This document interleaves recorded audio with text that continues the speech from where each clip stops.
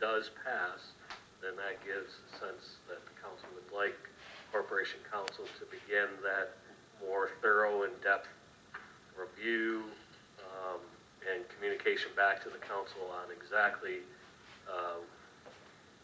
what motions and steps that we would need to take. Chairman? Council? I'm sorry. I was going to try to answer your question to the chair. As the chair has mentioned, there are very specific statutory requirements for a charter amendment. For example, that what goes on the ballot cannot be more than 100 words, and there are a number of other requirements. It also has to go through a whole process where it has to be approved by the governor's office. The governor's office will then refer it to the Attorney General's office for review to make sure it's legal and formed. So it's a fairly lengthy process, and I think Cindy can advise that there are certain dates that both the governor and the Attorney General have requested that charter amendments be submitted to them by a certain deadline date, so that they have time to review those issues before they get back to us. Well, that process all has to take place before it can go on the ballot next November. Well, possibly next November. Possibly, I agree, yeah. Madam Clerk. Mr. Chairman, I believe the last communication I received from the Bureau of Elections, it was 90 days for the governor and attorney general review. And then, yes, as Chairman Geis indicated, the next citywide election that we know of for sure would be in November of 2025. And unless we have an August election, but we won't know that for certain until April, when the nominating petitions are due and we know if we're having a primary or not. And the additional time from approved ballot to printing and mailing, doesn't that then back that up another 2 months? There are Something like that. certain deadlines that are given that you have to turn these in to the county. And if you miss those deadlines, obviously you're not going to be afforded the ability, no matter even if that just happened in a community. I cannot remember what community it was, but they missed a deadline and they were not allowed to have a couple proposals put on the ballot because the deadline was missed. The county would not accept the petitions from the language from the clerk because the deadline was missed. And they're hard deadlines, and I cannot remember off the top of my head what the deadline was for the November ballot, but I believe it was in August. So.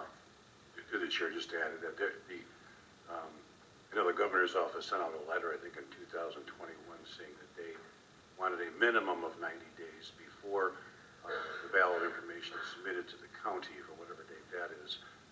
And then beyond that date, they wouldn't even consider it. So it's a minimum of 90 days from when it's submitted to the county.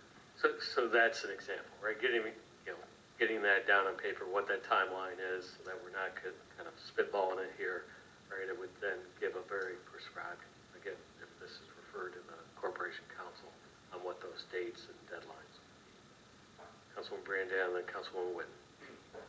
Chairman, so voting yes or no on this motion, this doesn't send it to the governor, it's just sending it to Corporation Council to give us the parameters of what you need to do for this, right? It's not, voting yes on this isn't sending it to the governor and all that now. Correct. That is correct. Councilwoman Witten. So I guess I would add to that point, though, if this isn't something that's support here, we wouldn't want to waste legal resources of investigating it if there isn't the desire here. So I guess first, did the councilwoman that put this on the agenda, have we had an explanation of what they're looking for of this? Can we discuss that? Sure. So, okay. Councilwoman Rose.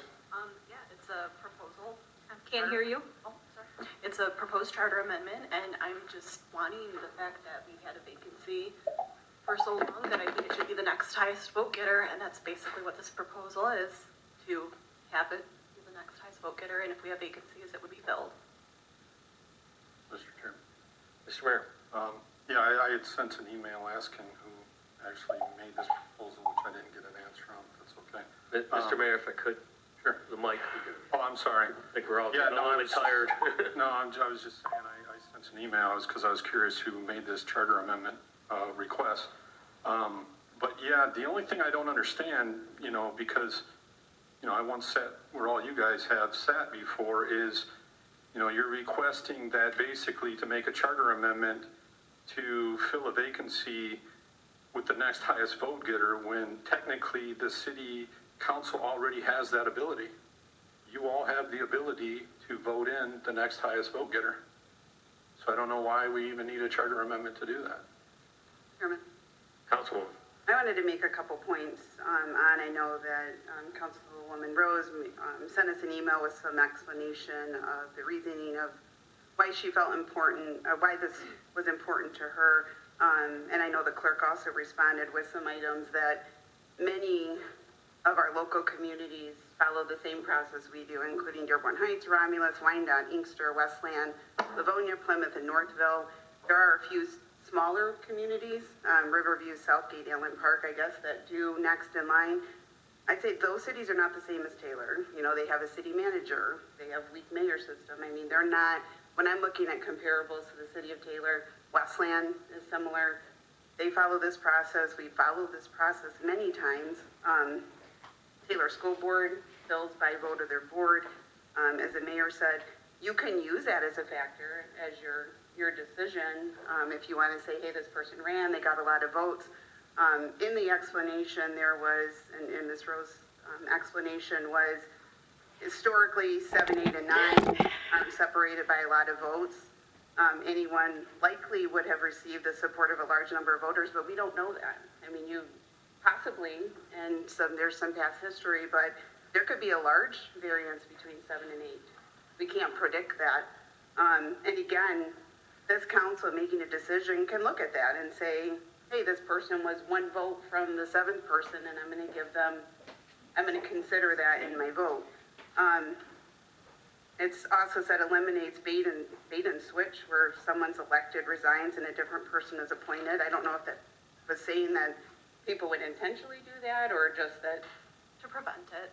because I can't imagine anyone who would go through the brutality of running for office to resign to have someone else put in. And then there was another point in there, restores public trust in our system, that former Mayor Rick Sellers was appointed. He actually, when he ran, he was number 8, and then he was appointed.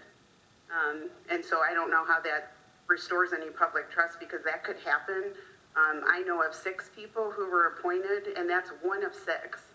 I don't think any of the other 5 that I'm aware of, and there could be others, have violated the public trust in their position. My other point would be, would you follow this for the other elected positions? Would you follow this for mayor, clerk, and treasurer? I see no difference. I know there's 7 for council, but the people elected 7. The people elected 1 mayor, 1 clerk, 1 treasurer. If you're not going to follow that same logic for those positions, I don't see why you would force that logic on the council one. Again, I know there's 7, but to me, there's no difference. People elected 1 mayor, 1 treasurer, 1 clerk, 7 council people. That's who the people voted for. So unless you're prepared to do the same for the other positions, I don't see that as a logical argument to only do it for council.